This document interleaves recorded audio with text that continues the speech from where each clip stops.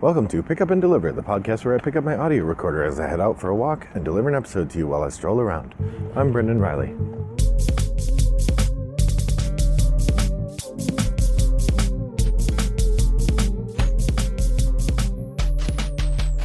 Well, good morning, listeners. It's a lovely day here in suburban Chicago. Like I said in my last podcast, or maybe two podcasts ago, the corner has turned and we are now definitely into autumn weather. My weather app this morning said it's 45 degrees as I leave my house, which is a little on the chilly side, but well within comfortable temperatures for autumn. And that means if it's 45 now, that means by midday it's going to be like mid 50s, which is perfect. That's my favorite. So with that in mind, I thought I'd take a walk. I have an online meeting in not too far a distant future, but I have enough time to take a walk. So here we go. Well, I've been playing some games and it feels like it's that time again. So here we go with Shooting from the Hip Triple Shot. Shooting from the Hip Triple Shot is, of course, a movie or a game review segment in which I talk about 3 games I've tried recently for the first time.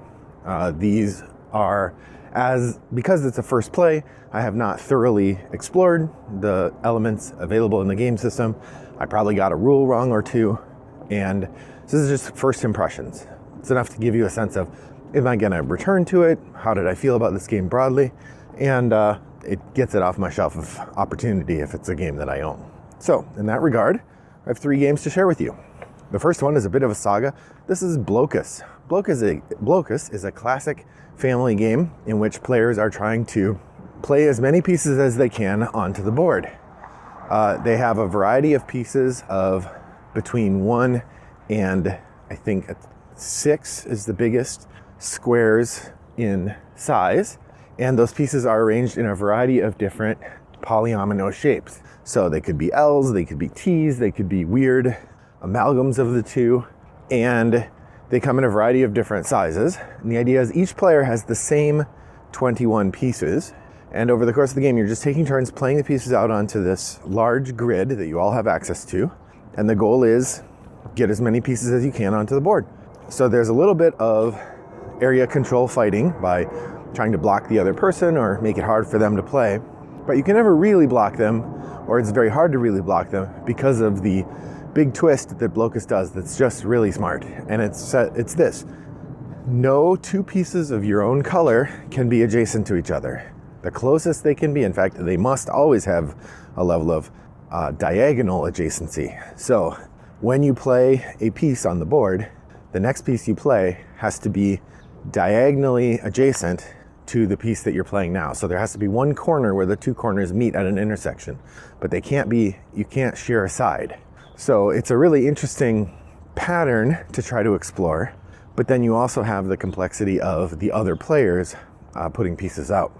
It's been a bit of a journey for me to get this game because I didn't want to pay full retail for it because I knew it would be a game we'd play occasionally and it'd be fun to get out every now and again, but it wouldn't be a star in my collection. But it did feel like a classic that's worth having if I could get it at a reasonable price. So you know what that means, Goodwill. Of course, I did find a copy of Blokus at Goodwill, and it has a lot of little pieces and I didn't want to do a piece count there in the store. So I just bought it. It was $3, I think. And I got it home and it was missing 3 pieces. 2 pieces from one color and 1 piece from another, which means you can't really play it. You need to have all 21 pieces of all the colors. But it was only $3. So I'm like, well, maybe I can use the tiles for something. Or this plan occurred to me right away. Maybe I'll find another copy of Blokus at a different Goodwill and I can mix and match the 2. So sure enough, 4 months later, I found another copy of Blokus at Goodwill. Now it was a different printing, so the box was different, and I was a little worried that perhaps the pieces would be different sizes. But I should have remembered the inertia of the production chain. The pieces that they already had, being the size they were, meant they already had the molds to produce these pieces. And if they changed the size, they would have to retool, which isn't cheap. So with that in mind, I bought another copy. It's also $2 or $3. And I got it home and I did a piece inventory of the new copy. First off, yes, they were the same size. Thank you. Second, I had to pick which of the boxes I wanted. I picked the newer box, which is a telescoping box which is the kind where the lid fits on top of the other lid and you slide it off, like most hobby board games, Ticket to Ride or whatever. Whereas the first copy I had found had a box that opened on the end and you slide the pieces out, and it wasn't as nice. The newer copy also had little trays for the different colored pieces, which is also nice. So I compared the pieces, they were the same size, victory, and then I did an inventory count, and the new set was also missing 3 pieces, maybe 2 pieces, and one of the pieces it was missing was the same piece that was missing from the first set. No! Fortunately, it turns out these pieces are relatively easy to break. So if you haven't seen the game, the pieces, like I said, they're tetrominoes. They're these little squares all connected, and they have a little line between them. So I just took a knife and I scored that line, and then I put a little pressure on the piece and it cracked perfectly smooth in a straight line. And I was able to use some of the extra pieces from the second set to manufacture the missing pieces in the first set.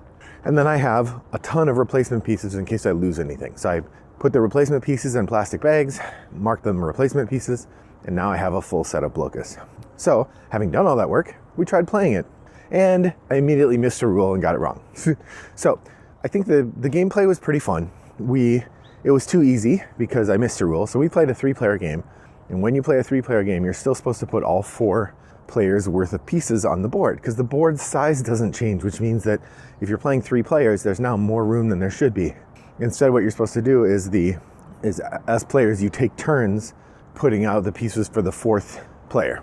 So we did not do that, which means that the scoring and everything doesn't count for our game of Blokus, but we did have the opportunity to have a fun time trying out the mechanisms, and I enjoyed it. At some point in the future, we might get rid of it because I need the space, but for now, it stays.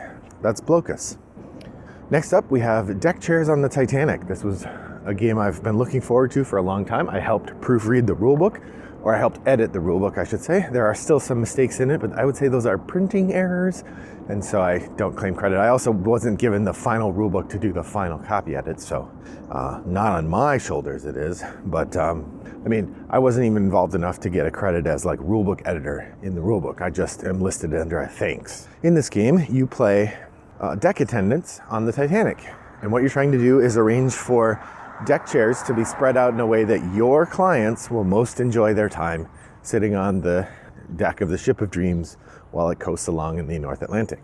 Now here's the tricky part with this game. Sometime during the night, the ship bumped up against an iceberg, and now there's a big chunk of ice in the middle of the deck, and that chunk of ice is sliding around, knocking the chairs all over the place. So this is an abstract game in which you're placing pieces and moving them around, and you're trying to anticipate what are your opponents going to do, how are you going to stop them, and more importantly, what's going to happen when the deck shifts slightly and the chairs all slide a little bit, which is something that's going to happen every round. You get points for having your chair in the center of the field, slightly fewer points for having your chairs on the designated spots for your color, and then slightly fewer points, but still points for getting your chairs on other people's designated spots. If your chairs end up in the blank spots, you get nothing. This game is clearly an independently published article. The way the box is made and the graphic design of the pieces look just one or two. To use the game development terms that I know, they needed 1 or 2 more turns from a skilled graphic designer to really give them polish. They look a little underpolished. Nonetheless, there's some really amusing art on the player boards, and and the little chair meeples, or the wooden chairs that you're using, are hilarious and fun. Now, as a player, this game is fine, not amazing. I like the experience of moving the pieces around, and the abstract tactical puzzle is pretty good. I could see this being a game that's fun to play every now and again, and it probably could be a game where once you've played a bunch of times, it becomes really intense because you come to see the ebbs and flows of power and positioning on the board, and you're planning 2-3 steps ahead, which I imagine would be pretty fun. I'm not sure I like the game enough to dive that deeply into it, but nonetheless, it was a good time, and I'm glad to have it in my collection, if nothing else, because I'm a Titanic enthusiast, or Titaniac, of course. That said, I do have to mention, the history in this game is garbage. Of course, the game is a joke built around the notion of, right, the idiom, rearranging deck chairs on the Titanic, meaning doing something futile, right? The Titanic is sinking, so why are you spending time on thinking about where the deck chairs are? That's the joke. The ice on the deck is built on a real historical fact. After the Titanic hit the iceberg, a big chunk of ice broke off and fell onto the deck, and it was widely reported by multiple sources that some young men were seen playing football or soccer with that ice, kicking it around. So that part fits the idea. There's a piece of ice on the deck sliding around. That piece of ice was big enough to knock deck chairs out of the way? No. Also, this game, presumably we're setting up our deck chairs in the morning for a day of lounging on the deck, and then it's unclear how long the round is, but when the deck moves and the chairs slide, then you rearrange them again, and you do that several times. So it's unclear if that's each day you're setting up the chairs again, or if you're doing it every hour or whatever. But generally, the Titanic is thought to have floated about 5 hours before it sunk, after it hit the iceberg, and it hit the iceberg in the evening or at night. There's no time for sun lounging after the iceberg has been hit and before the ship sinks. So you have to throw out that whole part of the historical timeline of the ship in order to have this game make any sense. Of course, the other Titanic game that I mentioned earlier this year involved getting into lifeboats and sailing around to islands in the ocean before you get picked up by a ship, and having to manage foodstuffs and water so that you don't dehydrate or starve, when in fact all the survivors were picked up the next morning. So they had to endure several hours in the lifeboats, but not even half a day. Nonetheless, a good time was had by me, and I'm glad to have in my collection deck chairs on the Titanic. I believe Silver Birch Games is the company that publishes it. Feel free to look on the show notes, where I will have links to the Board Game Geek pages for all of these games. All right, the last game that I want to talk about today comes from the same designer and artist who created the game Streets, which I reviewed in our last Shooting from the Hip segment. Now, Streets is a game I like more than anyone else I've played it with has enjoyed it. I think there's some potential there, and I'm going to keep it in my collection, but I'm not sure how often it's going to get played. That said, I'd heard lots of good things about Villagers, and I tried Villagers once on yukata.de and thought it was good, but I hadn't really seen it in person or had a chance to pick it up. But having played Streets now, I was more intrigued by Villagers. And so sure enough, when a copy showed up at my local game store on a night when we were looking for a game, I'm like, yeah, let's do it. So I picked up Villagers and we gave it a try. And boy, it's great. I really enjoyed it. So if you are not familiar with it, Villagers is set in the era just after the bubonic plague has hit Europe. And most people in Europe have died, or half of them, or slightly more than half of the people in Europe have died. And so society is thrown into utter chaos. People are trying to figure out how to get along in the world with the infrastructure of society having crumbled around them. And you, as a person who has a field, a farm field, you are trying to figure out how to keep your village working. So in the premise of the game, you have a farm field, and there is a street or a road running past your farm field. And all these people who've been displaced by the plague are walking along that street. And you can, each round, take some of them and invite them to come live in your village. Now, each of these people is, as is always the case in capitalist societies, defined by their profession. And so they have a name based on the thing that they do for their profession, and you can decide to draft them into your hand and introduce them into your village. Now, Village at its core is an engine building game with a kind of tech tree component, because each villager that you get, in order to perform their profession, you need to have a sort of scale or ladder of technology or ladder of other cards available to use as you are looking at what they produce. So for example, if you get a jeweler, before you can have a jeweler make jewelry in your village, you have to have a blacksmith and you have to have a miner. I don't really remember what the other one is, but then once you have all of those, then you can play the jeweler. So as you're recruiting different people to come work in your village, you are finding them by their profession and adding them to these trees. Now, ultimately what they're doing is they're producing money, and that money becomes your victory points. You do end up spending money sometimes, but generally what you're doing is you're recruiting workers who will get income. There's a nice trade component that draws a little bit on the ideas of brass, As you'll remember in Brass, when you introduce a business like a mine, a copper mine or a coal mine, as the coal that comes out of that mine gets used by other businesses, that coal mine then becomes profitable, and you flip it over and you get income from now on because of that coal mine. Well, the same thing is happening in villagers. In villagers, if you have a blacksmith, there are several different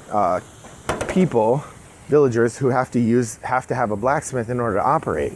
And so as the player who owns the blacksmith, you get to add income to the blacksmith's card for each card that depends on there being a blacksmith.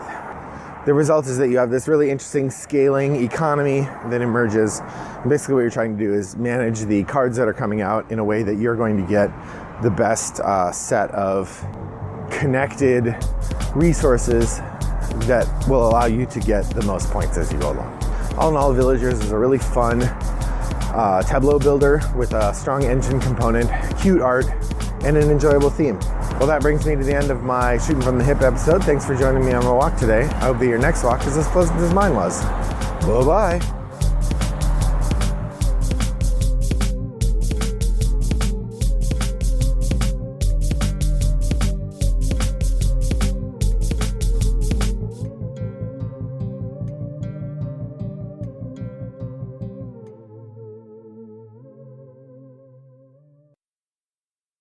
Brought to you by Rattlebox Games.